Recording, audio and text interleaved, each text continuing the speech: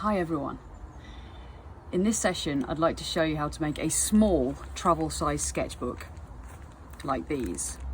I make a range of sketchbooks, but these ones are much more difficult, and these are a really good beginner's one to start with to make a really personalised sketchbook. They're also pocket sized, especially when you have a small pencil with them too, and they fit in your pocket and therefore they're really easy to travel around with.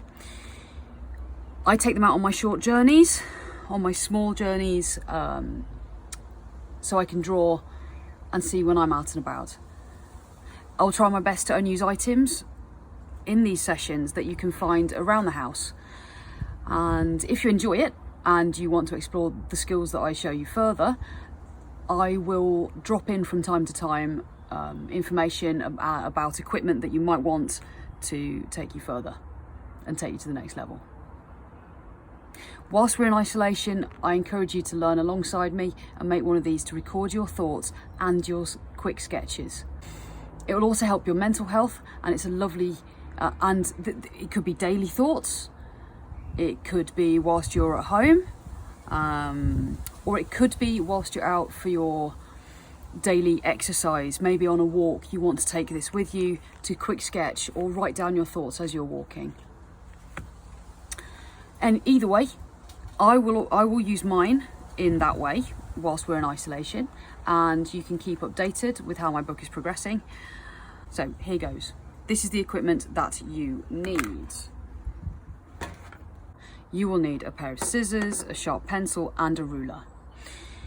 You'll need 4 sheets of A4 paper. You can choose the colour and size, but what you need to do is cut those in half so that they're A5, and you'll end up with 8 sheets. I've used these colours, as you can see.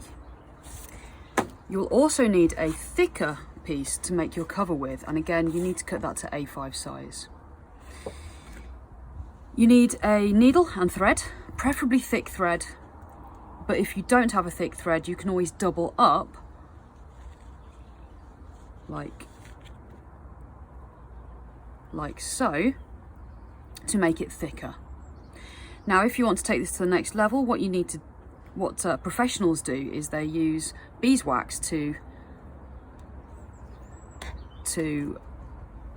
coat the thread, so that it goes through the paper more easily and it doesn't rip as easily as well. So you just run that along it. It's not essential, but it is something that I will be doing to make sure the paper doesn't rip it. So there we go, good. We need that was it. You also need something to poke through, and that I'm using an awl for that, but you could again use just your needle, but an awl is easier, and you need something to poke through onto so that you don't damage your table that you're working on. So that's it, that's all you need, and we're ready. So the first step is to fold all of your paper so that it's folded in half. Now, I would normally use a bone folder for this, but if I'm honest, I have lost my bone folder at the moment. So I'm just going to fold these by hand.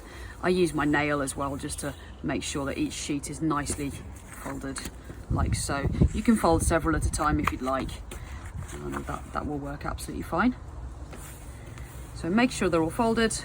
The hardest one, of course, is to do the front cover, because it's thicker.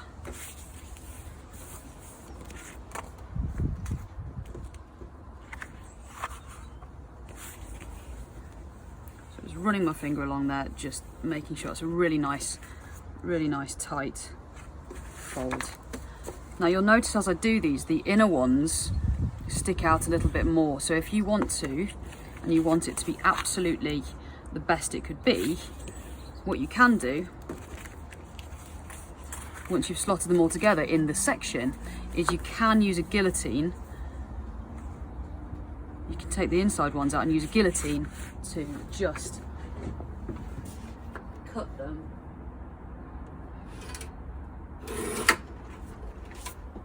by about 2mm, and then that will be even tighter there. That's close enough for me. And finally, I'm going to fold my cover, lining it up, starting in the middle and squashing it down like so.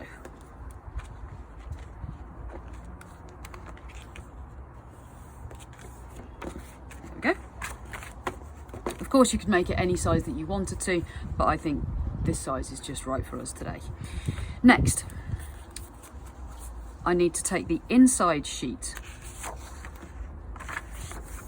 and measure 6 even holes.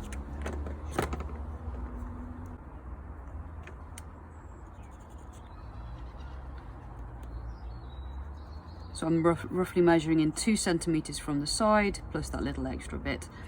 And then I'm going to do 2 centimeters again, and 2 centimeters again, and then 2 centimeters again, and 2 centimeters again. So 1, 2, 3, 4, 5, 6. Just a little bit offset at the start there. And that's my 6 holes that I need. Then I put this back inside the book. And what I then need to do, without getting my finger in the way and taking the front cover off as well, I need to push through all the way through each one of those. Make sure you have your protective mat underneath.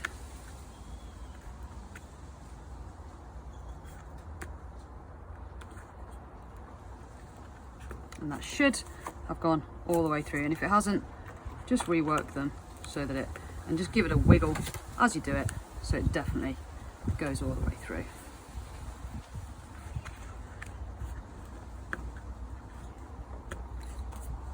And finally, of course, do the same.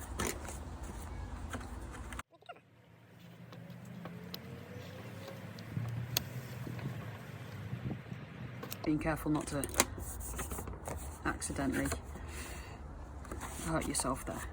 Next, I get my string, now that I've got the holes, and I measure my string roughly 1, 2, 3, plus a little bit. Now I can cut that.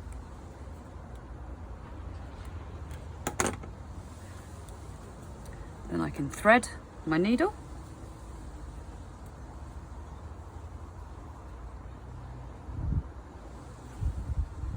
And then I can begin sewing. I start here, pushing it through all the way through the back, pulling it through to about there. I've got that much thread spare. Then I go back through this way, through to the front. Be careful where your thumb is. And then back through. And we do that all the way along. Back through there. And as long as you got your template right, then you know that those holes will match up. Like so.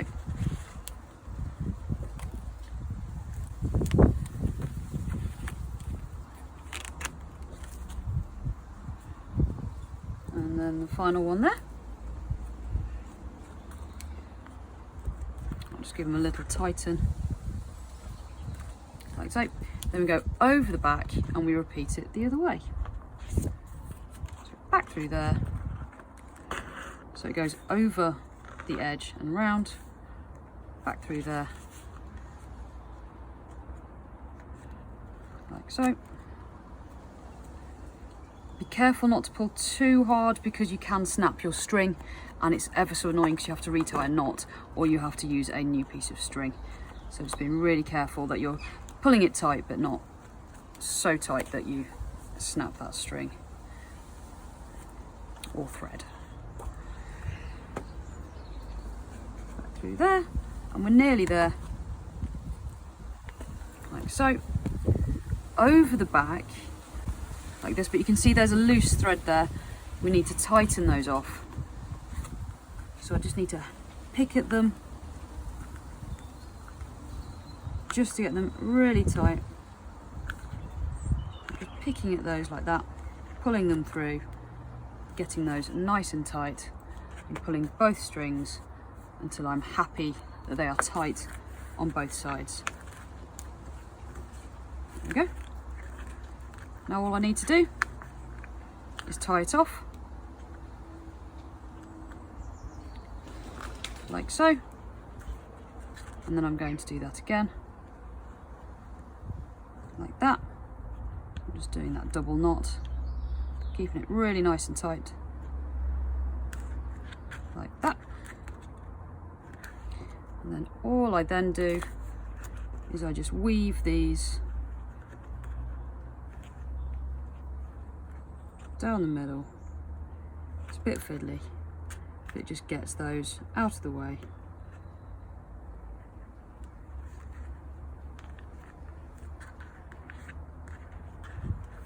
Like that.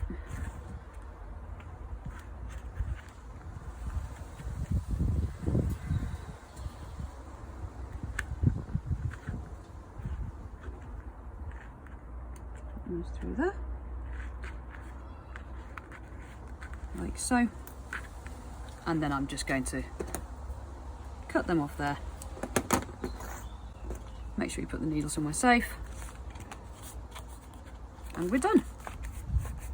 One final tip that might help is if you wet the edge, just a little damp sponge, just wet the edge and then put it underneath a heavy book until it dries, and then that hinge will set rather than keep popping up. So now all there is for it is for me to decide what I want on the front cover and to start writing my thoughts and doing my drawings. Thanks for joining me. I'll keep you posted on what I do with this book. Okay, thanks, bye.